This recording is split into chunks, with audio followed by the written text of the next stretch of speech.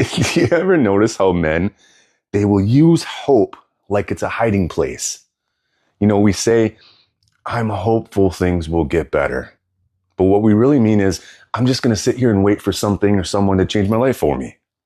Now, as someone who has spent years being hopeful that my life would just magically get better, I finally realized all I was really doing was waiting for someone else to do my work for me. By the end of this video, I hope that you're going to stop waiting too. Hope used to feel noble, almost like faith or like patience, like strength. But most of the time it was just a fear that was in disguise. I would sit there quietly miserable, convincing myself that holding on was the same thing as moving forward. And I called it hope because it sounded better than I'm scared to face what's inside of me. And that's the part that most of us don't talk about. Being hopeful lets us delay action without having guilt. We tell ourselves that it's a form of trust. But deep down, you guys, deep down, it's just a hesitation. And here's what I've learned. Hope is not the enemy. It's good to be hopeful, but it's a terrible strategy. Hope without intention keeps you stuck in the same loop. A new year, same problems, just better language for avoiding them. So before we go any further, I want you to sit with one question. What if the thing that you're calling hope is actually the reason you have not moved? Now, I used to sit there looking out the window or staring at the ceiling when I wake up in the morning before I leave for work, just thinking, maybe tomorrow it'll feel different than it does right now. Maybe tomorrow something will change. And I hoped that my business would take off. I hoped my relationship would heal. I hoped that one day I would just wake up and not feel like I was failing at being me. And I kept calling it hope. But it wasn't. It was avoidance with a good publicist.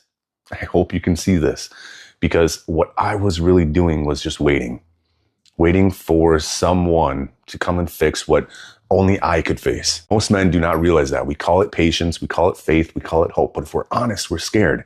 Scared that if we stop hoping and we start acting, we might do something wrong. We're going to have to face what's actually inside of us.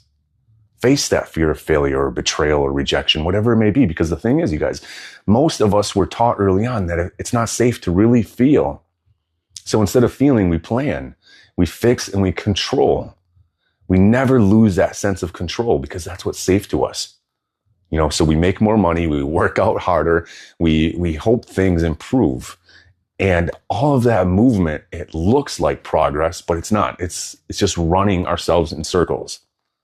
And the craziest part is hope feels really fucking good.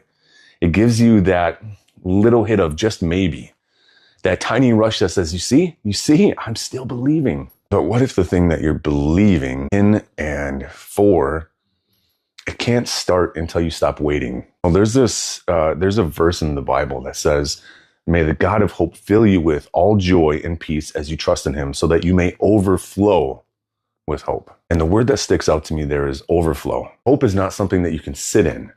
It's something that moves through you. And it's not passive. It's not sitting on the porch just waiting for life to turn around. It's having trust in motion. Hope becomes real when you attach intention to it. And when you get your hands dirty, when you stop praying for rescue and you start walking toward responsibility. And that's really the bridge most of us never want to cross. We say, I'm hopeful things will get better. But what we really mean is, I don't want to face the pain it's going to take to make things better. We're afraid to dig, to feel, to look at the stuff underneath all of our pretending. So we keep performing for love and reacting from pain. And we're dressing that up with this big fancy word called hope. Now, the Bhagavad Gita also talks about this too. It says you have the right to your labor, but not the fruits of your labor. In other words, you guys, you need to keep acting, keep moving, show up, but stop waiting for the perfect result before you begin. Intention is the bridge between what you hope for and what you actually experience. You can't heal by hoping. You heal by doing the next intentional thing with a clear heart. So you take the walk, you make the call, you tell the truth. That's when things begin to shift. And that's where it starts to sting, because to act intentionally, you have to feel again. And for a lot of men, feeling is the scariest thing there is. We've built our whole lives around avoiding feeling. And we call it being tough or just disciplined or focused. But most of the time, it's fear in a suit. And I've seen it in the men that I work with, these big, strong guys who can lift a truck, but they can't lift the weight that's sitting in their chest. You know, they'll say that they're hopeful things will change. If I avoid it long enough, it'll go away. But they won't let themselves cry. They won't admit that they're angry. They won't tell their wives that they're scared. They're going to read another book and they're going to listen to another podcast and they're going to go for another run or get a new PR in the gym, which are all great things. But if they're used to avoid feeling. Here's a truth I want you to sit with.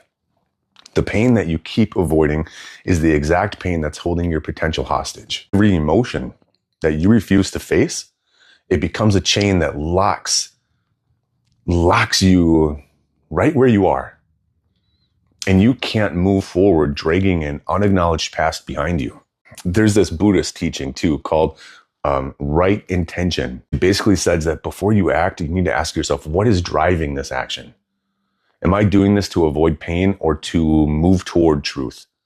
And that's the heart of it, you guys, because every action is either an escape or an expression. And one keeps you stuck and the other sets you free. So many of us confuse being busy with being intentional. We fill our calendars, we hit the gym, we grind harder, but if the engine underneath it all is fear, it's still avoidance.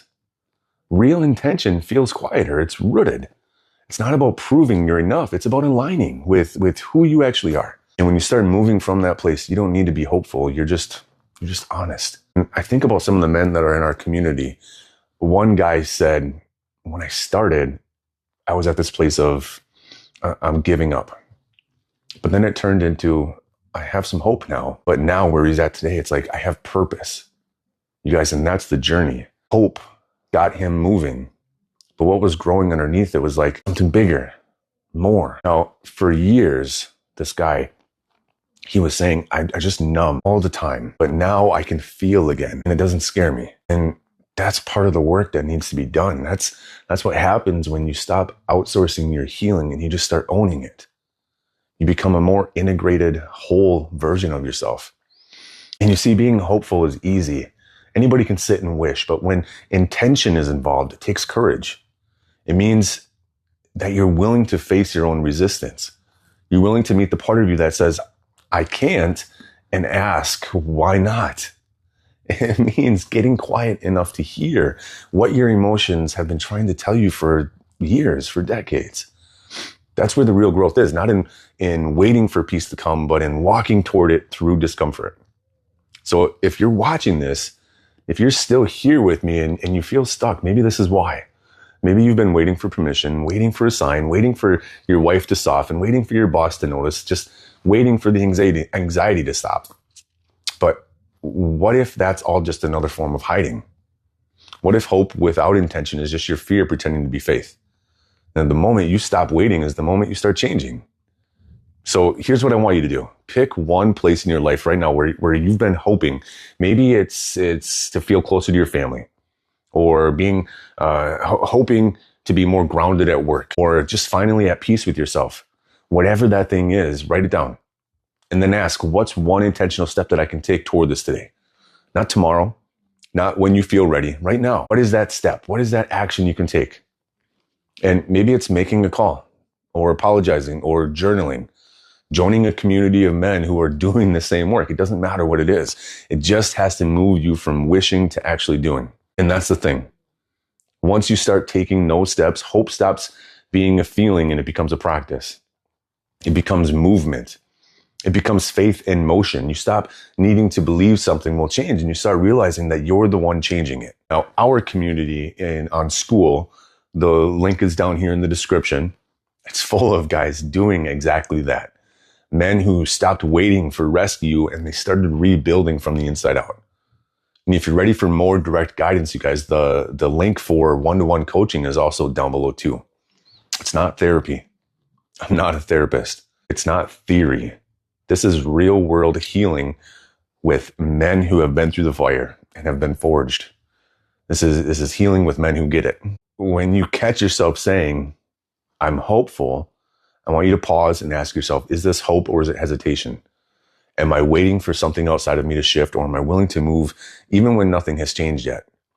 You see, because the world doesn't owe you a sign. Peace doesn't come to the passive. You have to meet it halfway. The Bible calls it trust. The Gita calls it action. Buddhism calls it right intention. Whatever the language you use, you guys, it's all the same truth. You can't be transformed by what you refuse to face. So maybe today is the day that you stop waiting.